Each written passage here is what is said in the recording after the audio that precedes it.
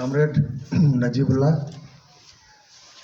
تمام شرکا، مچھران، ہمارے دوست، کامریڈ، ساتھی اور نوجوان جن کو ابھی ہم بچہ بچہ کہہ کے پکارتے ہیں، جو ہمارا مستقبل ہے، ان سب کو السلام علیکم۔ میرے دوستو، یہاں ہم کوئی تفریح کے لیے نہیں آتے۔ لوگ سندھ سے، کراچی سے، ملک کے مختلف علاقوں سے، پختونخوا کے ان علاقوں میں تفریح کے لیے آتے ہیں، لیکن ہم اپنے دوستوں کے ساتھ ملنے آتے ہیں، ان دوستوں کی باتیں سننے آتے ہیں اور ان دوستوں کو کچھ سنانے آتے ہیں۔ میں اصل میں تسلسل ہوں اپنے اس کاکا کا، اس کامریڈ کا، جس کو کامریڈ حکمت گل حکمت کہتے تھے، اور انہوں نے یہاں پر اس تحریک کو شروع کیا، اور انہوں نے اپنا اخلاقی، مذہبی، روایتی، قبائلی اور انسانی فرض پورا کیا کہ افغانستان میں ان انسانوں کی، ان انقلابیوں کی حکومت کی حمایت کی، اور اس کے لیے یہاں حمایت کی بات کی، جبکہ راولپنڈی اور اسلام آباد میں بیٹھے ہوئے امریکہ سے، پورے مغرب سے اربوں ڈالر لے کر افغانوں کی اس دھرتی کو، اس طرف کے افغانوں کی دھرتی کو، اس طرف کے افغان بھائیوں کو قتل کرانے کے لیے استعمال کر رہے تھے، اور بے شمار اس علاقے کے افغانی، جن کو ہم پشتون کہتے ہیں، وہ بھی اس قتل و غارت کا حصہ بنے، پیسے کے بنیاد پر، پیسے کی لالچ میں۔ لیکن کاکا حکمت گل نے کسی پیسے کے بدلے نہیں بکا، پیسے کے پیچھے نہیں گیا۔ انہوں نے انسانی روایات کو اجاگر کیا کہ نیکی اور بدی کی لڑائی ہے، نیکی کے ساتھ کھڑا ہونا ہے، چاہے اس میں کتنا بھی نقصان ہو جائے۔ تو وہی پیغام میں آپ کے پاس لے آیا ہوں۔ دوستوں نے جو عنوان رکھا ہے، اس پر تھوڑی سی گفتگو کروں گا، کیونکہ یہاں پر کچھ لوگ ایسے ہیں جن کا کمیونسٹ تاریخ سے ایک سابقہ دور میں تعلق رہا ہے، اور کچھ لوگ وہ بزرگ ہیں جو کاکا حکمت گل کے ساتھ بھی رہے ہیں، اور کچھ بالکل نئے ہیں۔ تو ان کو کچھ چیزیں ایسی ہوں گی جو شاید ان کے سمجھ میں نہ آئے، وہ ان دوستوں سے مخاطب ہوں گے جو تسلسل ہے۔ لیکن یہ بات سمجھنے کی ضرورت ہے کہ ہماری اور آپ کی زندگی کے فیصلے سیاسی ادارے کرتے ہیں، اور سیاست کیا ہے؟ عمومی طور پر تو ہمارے یہاں عوام کے دشمن قوتوں نے سیاست کو بھی اسی طرح بدنام کیا ہے جس طرح کمیونزم کو بدنام کیا۔ سیاست کو سمجھا جاتا ہے کسی سے دھوکہ کرنا، فریب کرنا، کسی کو استعمال کرنا، اپنے ذاتی مقاصد کے لیے، اپنے گروہی مقاصد کے لیے لوگوں کو استعمال کریں، بلا شک ان لوگوں کی جان چلی جائے۔ عام طور پر سیاست اس کو سمجھا جاتا ہے، لیکن ایسا نہیں ہے۔ سیاست اصل میں لاطینی زبان کا لفظ ہے جس کو پولس کہتے ہیں، اور پولس کی معنی ہے سماج۔ جب یہ انگریزوں کے پاس پہنچا تو انگریزی زبان میں اس کو سائنس کا درجہ ملا، اور کہا گیا سماج کا علم۔ سماج کا علم کیا ہے؟ کہ لوگوں کے مسائل کیا ہیں، رہن سہن میں تکلیفیں کیا ہیں، عام زندگی میں کیا دشواریاں ہیں، ان کو سمجھے، ان کو حل کرنے کا طریقہ اور راستہ ڈھونڈ نکالیں، اس کو سیاست کہا جاتا ہے۔ لیکن آپ کے اور ہماری زندگیوں پر جو حاوی ہے، جو قابض ہے، جو انگریز سامراج سے وراثت میں ان کو ہمارے اوپر مسلط کیا گیا، انہوں نے سیاست کو بے انتہا بدنام کیا گیا ہے۔ تو اب اگر سیاست کا مقصد ہے کہ انسانوں کی روزمرہ کی زندگی کے مسائل کو حل کرنا، تو اس کے لیے ہمیں سمجھنا ہوگا کہ ملک کے اندر سیاست کیا ہو رہی ہے، عالمی طور پر سیاست کیا ہو رہی ہے. اور ہمارا جو علم ہے وہ یہ بتاتا ہے کہ دو بنیادی چیزیں ہوتی ہیں.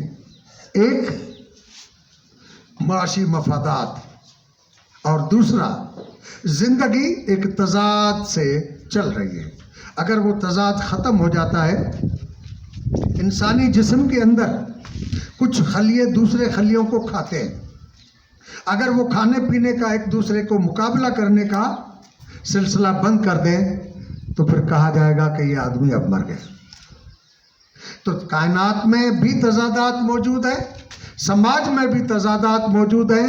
اس تضادات کو سمجھتے ہوئے ہمیں اس کا حل نکالنا ہوگا. اس وقت پاکستان کی سیاست میں بڑی ہلچل ہے. لوگوں کو پکڑا جا رہا ہے، کسی کو غدار کہا جا رہا ہے، اور پھر جب وہ اپنا پاسا پلٹتا ہے حمایت کا تو پھر وہ انتہائی امین اور نیک بن جاتا ہے. کرپشن کے سارے الزامات اس کے ختم ہو جاتے ہیں. یہ سب کچھ پاکستانی ریاست میں تضاد کیوں پیدا ہوا ہے؟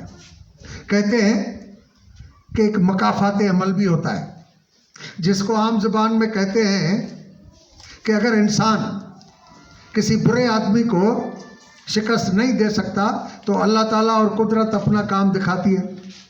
تو پاکستانی جنرل، پاکستان کے وہ مفاد پرست اسٹیبلشمنٹ جس نے صرف خون اور قتل و غارت گری کی راند اور گیم کھیلی ہے، یہ ان کے اندر تضاد جو ہے وہ اس مکافات عمل کا حصہ ہے. پاکستانی فوج کا سربراہ صدر اور وزیر اعظم سے اوپر ہے، کیونکہ یہاں آئین نہیں چلتا، ماورائے آئین چیزیں ہوتی ہیں. اور ہمارے چیف آف اسٹاف کے پاس سعودی عرب کے بادشاہ سے کم اختیارات نہیں ہیں.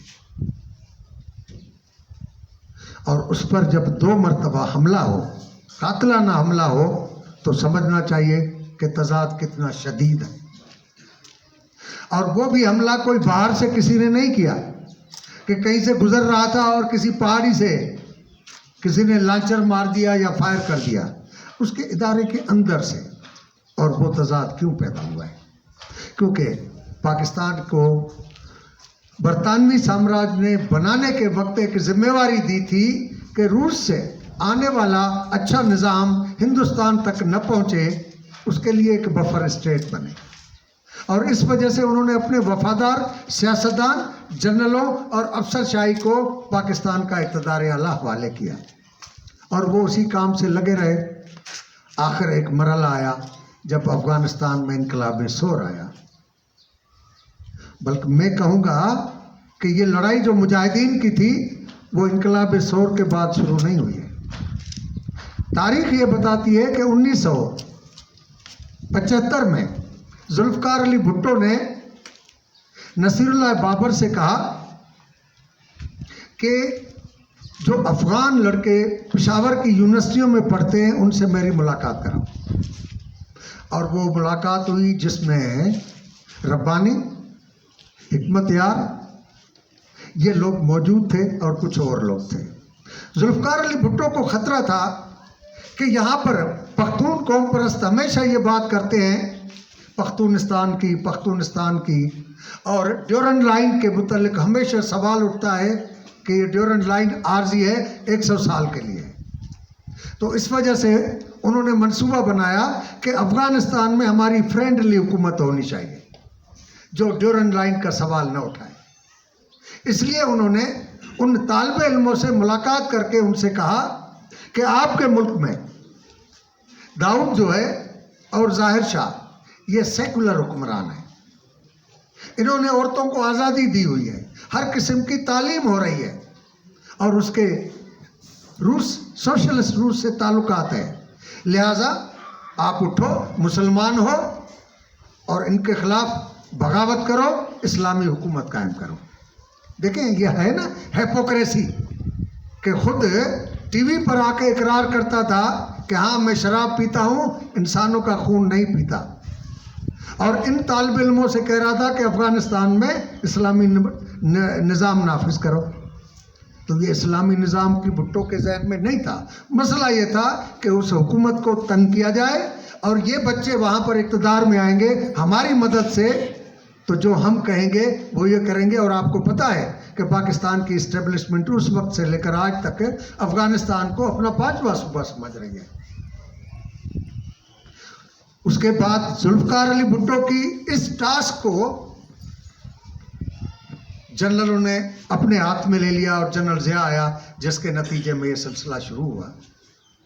دنیا کا کوئی ملک ایسا ہوگا جو اپنے ملک میں کسی بندے کو پاسپورٹ کے بغیر آنے دے؟ دنیا کا کوئی ایسا ملک ہوگا جو اپنے ملک میں عالمی طور پر قرار دیا گیا مافیا کا دہشت گرد اس کو اپنے ملک میں آنے دے؟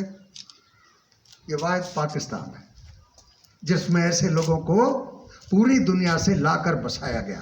اور کہاں بسایا گیا؟ اس علاقوں میں، ان علاقوں میں. اور یہاں سے افغانستان میں وہ جنگ شروع ہوئی جس کو گریٹ گیم کہا جاتا ہے. اور گریٹ گیم کا ایک فیز وہ تھا جب افغانستان میں اس انقلابی حکومت ڈاکٹر نجیب اللہ کی حکومت، نور محمد تراکی کی حکومت کے ہٹانے کی کوششیں کی گئیں، قتل و غارت کیا گیا.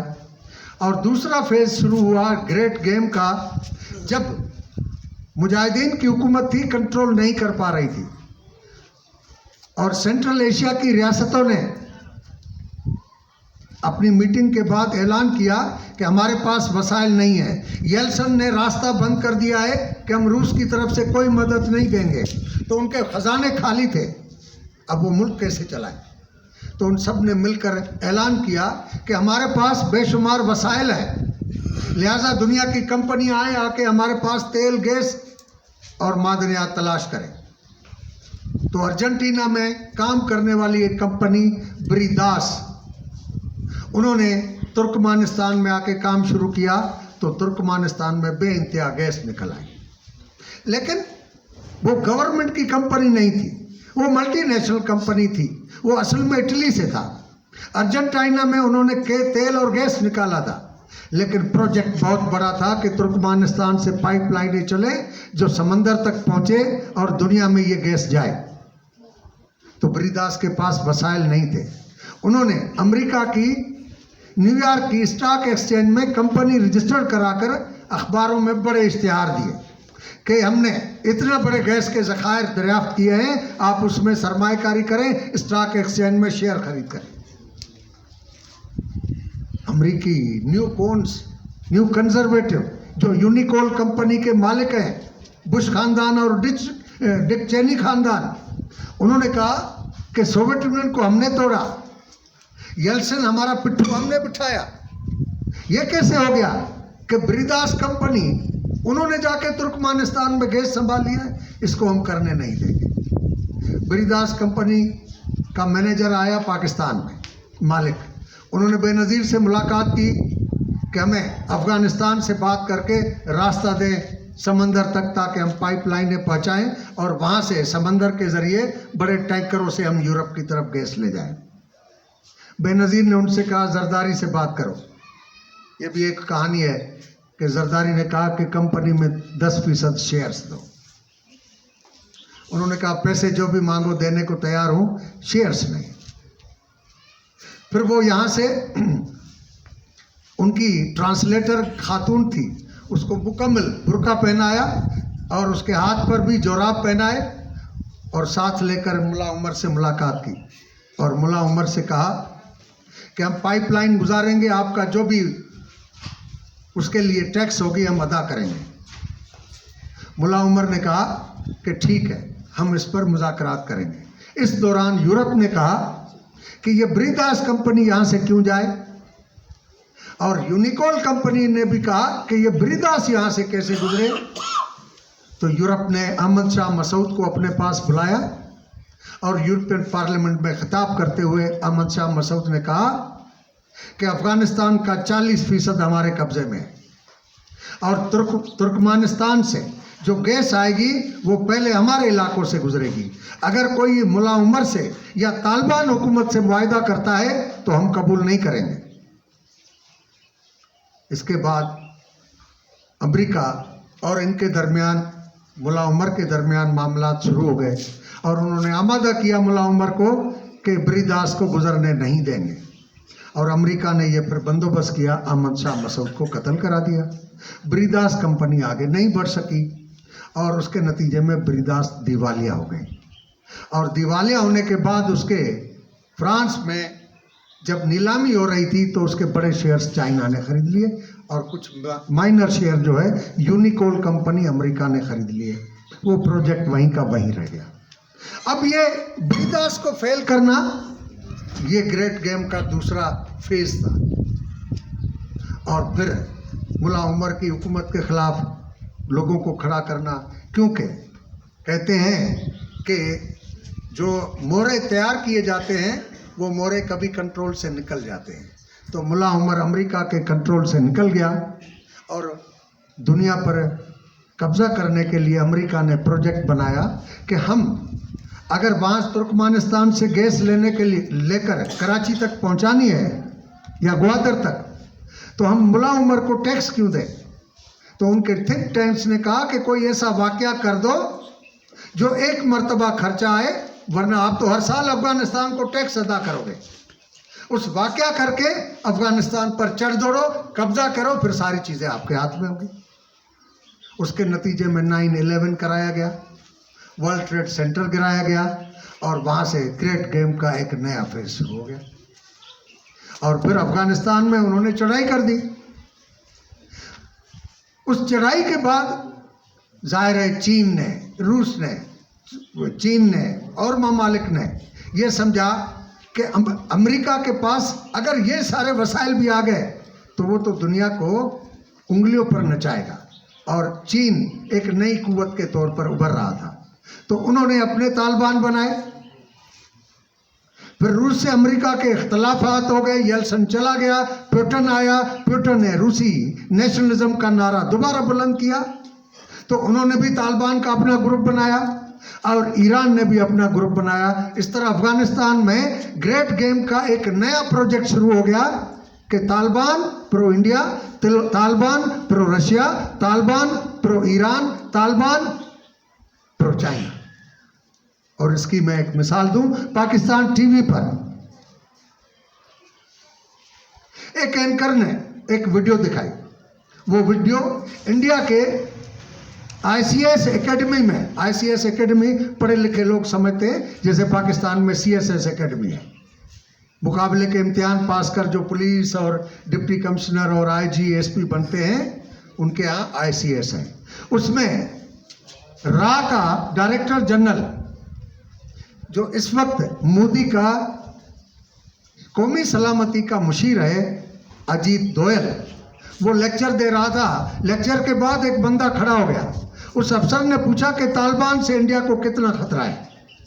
یہ وہ وقت تھا جب سوات پر طالبان نے قبضہ کیا تھا، اور یہ آپ کے علاقے طالبان کے یلغار میں تھے۔